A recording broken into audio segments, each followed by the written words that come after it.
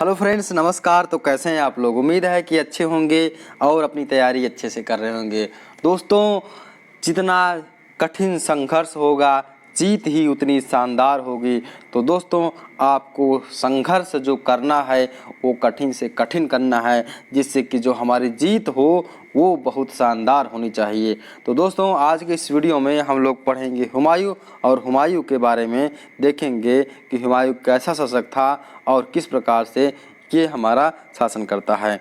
दोस्तों, ये मुग़ल सम्राट देखें, मुग़ल साम्राज्य जो था उसका दूसरा शासक हुमायूं होता है। दोस्तों, अगर कुछ सीखना है तो हुमायूं से सीखिए। एक बात कि सब कुछ चले जाने के बाद कैसे हम रह सकते हैं, कैसे रहा जाता है कि अगर हमारे पास सब कुछ चला जाए तो भी कुछ उसमें क्या धैर्य होता है। धैर्य सीखना हो, धीरज सीखना हो तो हुमायूं से सीखिए। दोस्तों, इतिहास हमको बहुत कुछ सिखाती है। अगर आप इतिहास से थोड़ा सा सीखेंगे तो आपको बहुत कुछ चीज़ें सीखने के लिए मिल जाएगा। तो चलिए दोस्तों, शुरू करते हैं हम लोग हुमायूं का। तो हुमायूं के बारे में देखते हैं, इसका जन्म कब हुआ था। तो इसका जन्म हुमायूं का हुआ था 6 मार्च 1508 को काबुल में। तो हुमायूं का जन्म 6 मार्च 1508 को काबुल में हुआ था। उसका पूरा नाम, किसका, हुमायूं का पूरा नाम नसरुद्दीन मोहम्मद हुमायूं था। पिता का नाम बाबर था और माता का नाम माहम बेगम था। अब देखिए, बाबर की मृत्यु 26 दिसंबर 1530 को होती है और बाबर की मृत्यु के 4 दिन के बाद 30 दिसंबर 1530 को आगरा में हुमायूं को गद्दी पर बैठाया जाता है। दोस्तों, ऐसा कहा जाता है कि जब हुमायूं 18 वर्ष की आयु का था, तभी से हुमायूं अपने पिता बाबर के साथ में युद्ध में भाग लेना शुरू कर दिया था। चाहे वह पानीपत का युद्ध हो और खनवा का युद्ध हो, अन्य सभी युद्ध में वह जो है भाग लेता था। और 30 दिसंबर 1530 को वह 23 वर्ष की अवस्था में राजगद्दी पर बैठा। दोस्तों, 23 वर्ष की अवस्था में बैठा। जब बैठा तो उसके कुछ भाई बहन थे, उसके 3 भाई और 1 बहन थी। क्या 3 भाई और 1 बहन थी? उसका एक भाई कामरान और अस्करी दोनों गुलरुख बेगम के पुत्र थे। हिंदाल की माता का नाम दिलदार बेगम था और एक बहन थी जिसका नाम था जो है दोस्तों गुलबदन बानो बेगम, जिसने हुमायूं नामा की रचना किया। दोस्तों, तो चलिए, यहाँ तक आप लोग क्लियर हो गया होगा। चलते हैं, हम नेक्स्ट बढ़ते हैं। अब देखिए, जब हुमायूं ने शासन सत्ता को पाया, जब गद्दी पाया, तो उसके सामने कुछ चुनौतियां थी। चुनौतियां क्या थी? पहली चुनौती ये थी कि जो उसका पिता था, उसका पिता बाबर जो था, वो अपने साथ में जब वो मृत्युशैया पर था तो कह कर गया था कि हुमायूं से यह कह कर गया था कि साम्राज्य का विभाजन सभी भाइयों में बराबर रूप से कर देना। तो वैसा हुमायूं ने किया। हुमायूं ने क्या किया कि जो साम्राज्य था, साम्राज्य का विभाजन सभी भाइयों में समान रूप से कर दिया। अब सभी भाइयों में समान रूप से किया, जिसमें कामरान को क्या दिया? काबुल तथा कांधार का क्षेत्र दे दिया। अस्करी को संभल का क्षेत्र दे दिया। हिंदाल को मेवात का। और यहाँ तक कि कहा जाता है कि वह इतना दयालु था दोस्तों कि उसका एक चचेरा भाई था जिसका नाम था सुलेमान मिर्जा, उसको बदखसा का क्षेत्र भी दे देता है। तो एग्जाम में आपसे यहाँ से प्रश्न पूछे जाते हैं कि साम्राज्य का विभाजन किस किस को, कौन कौन सा साम्राज्य मिला है। तो इसको आप लोग ध्यान रखिएगा कि कामरान को काबुल तथा कांधार मिला था, अस्करी को संभल मिला था और हिंदाल को मेवात मिला था। सुलेमान मिर्जा जो उसका चचेरा भाई था, उसको बदखसा का क्षेत्र दिया था। किसने दिया था? हुमायूं ने दिया था। चलिए दोस्तों, आगे हम लोग बढ़ते हैं, नेक्स्ट देखते हैं। नेक्स्ट हमारी चुनौतियां क्या थी? तो बाबर का विरासत। तो बाबर का विरासत क्या था? तो दोस्तों, बाबर का विरासत, अब बाबर का विरासत क्या था कि 1526 में बाबर ने युद्ध को लड़ा था। पानीपत का पहला युद्ध 1526 में लड़ा गया था और 1530 में बाबर की मृत्यु हो गई थी। तो देखा जाए, बाबर सिर्फ 4 साल तक ही जिंदा रहा दोस्तों। तो इसमें देखा जाए तो बाबर जो क्षेत्र जीता था, उसका साम्राज्य था, उसको अस्थाई बनाए बिना ही वह चला गया था। बाबर मर गया था। तो अब हुमायूं के सामने सबसे बड़ी चुनौती ये थी कि जो उसका क्षेत्र था, जिसको बाबर ने जीता था उसको अस्थायी कैसे बनाया जाए, ये चुनौती थी। तीसरी चुनौती क्या थी, अफगान समस्या। अफगान समस्या में क्या थी कि बाबर ने किसको हराया था, इब्राहिम लोदी को हराया था, लेकिन अभी उसके और भी शासक थे जैसे महमूद लोदी जो बिहार में अपना शासन शक्ति बढ़ा रहा था। तो ये सभी समस्याएं थी। और सबसे लास्ट में दोस्तों समस्या क्या थी कि बाबर हुमायूं का व्यक्तित्व। तो हुमायूं का व्यक्तित्व दोस्तों, तो हुमायूं का व्यक्तित्व अगर देखा जाए तो हुमायूं नंबर 1 का दोस्तों क्या था कि नशेड़ी जिसको कहते हैं, अफीम चरस के नशे में डूबा रहता था, रंगरलियां मनाता था, वो नृत्य और डांस का शौकीन था दोस्तों। तो ये मतलब नशे में एकदम व्यस्त रहने वाला व्यक्ति था, उसको कोई साम्राज्य की टेंशन नहीं थी। तो सबसे ज़्यादा गड़बड़ क्या था, उसका व्यक्तित्व था दोस्तों। तो यहाँ तक आप लोग समझ गए होंगे। चलिए आगे बढ़ते हैं। अब देखिए हुमायूं के द्वारा लड़े गए कुछ युद्ध। तो हुमायूं के द्वारा लड़े गए कौन कौन से युद्ध हैं। पहला देखा जाए कालिंजर पर आक्रमण। तो देखा जाए दोस्तों कालिंजर पर आक्रमण कब किया था, आपसे क्वेश्चन पूछा जाता है। तो 1531 में किसने आक्रमण किया था, हुमायूं ने कालिंजर पर आक्रमण किया था। कैसे, देखिए कालिंजर जो है कहाँ है दोस्तों, ये बुंदेलखंड में स्थित एक कालिंजर के दुर्ग पर आक्रमण किया। ठीक है, यहाँ का शासक कौन था, प्रताप रुद्रदेव था। अब देखिए क्यों आक्रमण किया था, क्योंकि अफगान शासकों से कुछ मित्रतापूर्ण संबंध रखा था और कुछ शासक इसके यहाँ जाकर रह भी रहे थे। तो दोस्तों लेकिन जब इसने क्या किया, उस पर चढ़ाई किया, उससे संघर्ष करने की कोशिश किया, तो वहां पर संघर्ष नहीं हुआ। क्या हुआ कि प्रताप रुद्रदेव ने क्या हुआ, इसकी अधीनता स्वीकार कर लिया और इससे क्या कर लिया, संधि कर लिया गया और क्षतिपूर्ति में कुछ पैसे उसको धन उसको किसको, हुमायूं को दे दिया गया, जिससे हुमायूं क्या हुआ, खुश होकर के वापस लौट आया। दोस्तों इसकी हार का पहला ये रीजन बनाते हैं कि दोस्तों इसने क्या था, हुमायूं के अंदर सबसे बड़ी कमी क्या थी कि हुमायूं किसी भी युद्ध को जीतता नहीं था और जिसको जीतता था उसमें भी क्या करता था, वो संधि कर लेता था। दोस्तों दूसरा देखा जाए दोहरिया का युद्ध। अब देखिए दोहरिया का युद्ध क्या हुआ, अभी हम आपको बताए हैं कि महमूद लोदी जो एक अफगान था, वो बिहार के दोहरिया नामक या दोराह नामक स्थान पर अपना शासन क्षेत्र बढ़ा रहा था, बिहार में अपना शासन क्षेत्र बढ़ा रहा था। अब क्या हुआ, अफगानों से वहां पर बिहार के क्षेत्र में हुमायूं से क्या हुआ, संघर्ष हुआ। तो जिसमें हुमायूं की जीत हुई और उसी में अफगानों का साथ कौन दे रहा था दोस्तों, शेर खां दे रहा था। और शेर खां का पीछा करते हुए दोस्तों कौन, हुमायूं कहाँ पर आया दोस्तों, चुनारगढ़ के किले में आया 1532 में। कौन, शेर खां दोस्तों जब महमूद लोदी हार गया तो शेर खां वहां से भाग करके कहाँ आया, चुनारगढ़ के किले में आकर के छिप गया। तो अब देखिए शेर खां का पीछा करते हुए हुमायूं आया कहाँ पर, चुनारगढ़ के किले में। और चुनारगढ़ के किले में आया, वहाँ पर घेरा रखा, घेरा डाल के बहुत दिन तक रखा, लेकिन युद्ध नहीं हुआ। अंत में क्या हुआ, संधि हो गई।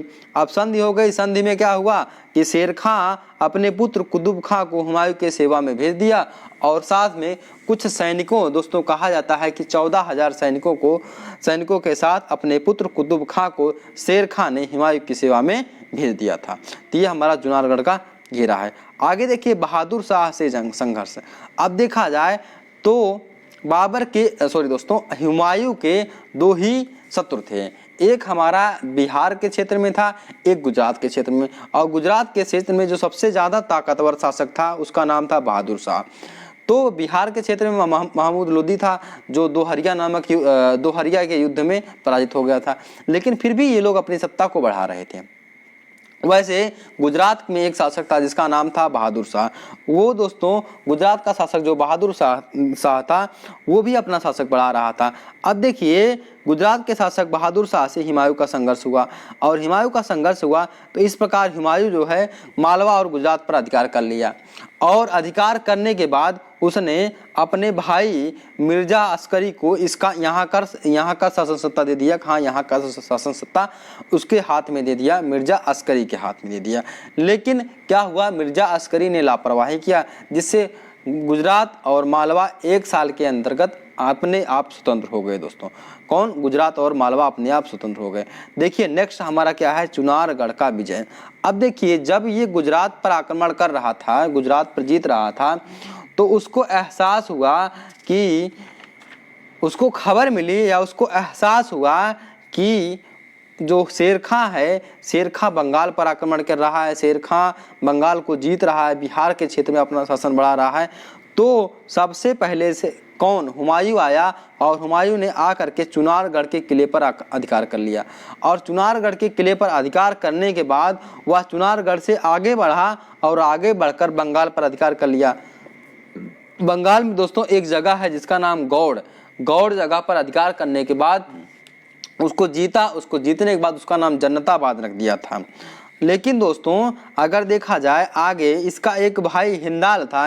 हिंदाल जो है खुद को आगरा में स्वतंत्र बादशाह घोषित कर दिया।